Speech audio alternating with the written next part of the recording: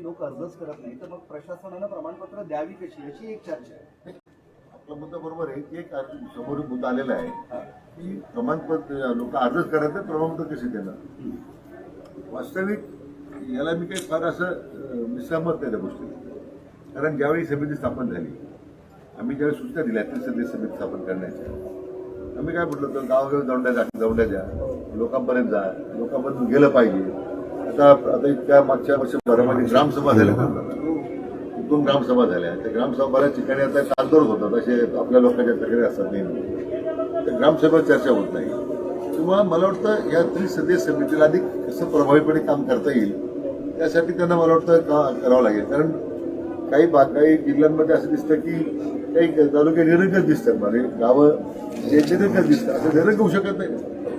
इथं आलेला अर्ज किंवा लोकांनी अर्जच केले असं नाही. ज्या जिल्ह्यांमध्ये विषयाची होती अर्ज येत नाही असं म्हणणं चुकीचं आहे. पण आता अर्ज किती आहेत, किती केलेले आहेत, दिलेत किती, असं तुमचं काय नाही. आता स्टॅटिस्टिक्स माझ्या प्रमाणे समिती गठीत होण्यापूर्वी साधारण 2.5 लाख दाखले दिलेले होते आणि समिती गठीत झाल्यानंतर मागच्या 5-6 महिन्यात आपण 61,000 दाखले दिले.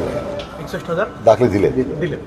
आता काही गावांमध्ये जिथे वंशावळीचे किंवा मी म्हटल्याप्रमाणे लोकांमध्ये काही जो काही गैरसमज असेल, त्यामुळे आता मी एक मोठा ड्राईव्ह घ्यायला सांगितला आहे. एक ड्राईव्ह घ्या मोठा. कारण आता जुन्या ज्या लिपी आहेत ज्याच्यावर ते पूर्वी नोंदी आहेत, इथं कसं आहे, हैदराबाद गॅजेटचा सगळ्यात मोठा प्रॉब्लेम काय आहे की ते सगळे नंबर आहेत, 1000, 500.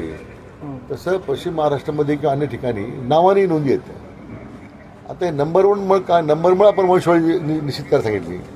आणि आता मला वाटतं आता आम्ही नवीन SOP तयार केल्याची कॉपी देतो आपल्याला मी, पण ते एक मोठा ड्राईव्ह झाला ना, तर मला वाटतं अनेक बऱ्यापैकी याला कन्स्ट्रक्टिव्ह. फक्त जरांगे पाटलांना किती वेळ मागणार आहे तुम्ही हे सगळं जे आता सांगितलंय, काही गोष्टी सुधार आणण्यासाठी? आता तुम्ही उपोषण करू नये म्हणून विनंती करतो त्यांना.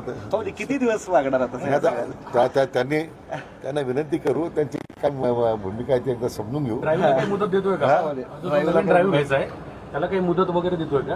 हो, मुदत मी आमच्या विभागीय आयुक्त सर मी देतोय का, मी कार्यवाही करतो. पण आता त्यांच्याशी एकदा चर्चा केल्यानंतर त्यांचे काही मुद्दे आणखीन त्याच्यामध्ये आता न्यायमूर्ती शिंदे साहेबांशी मी बोललो.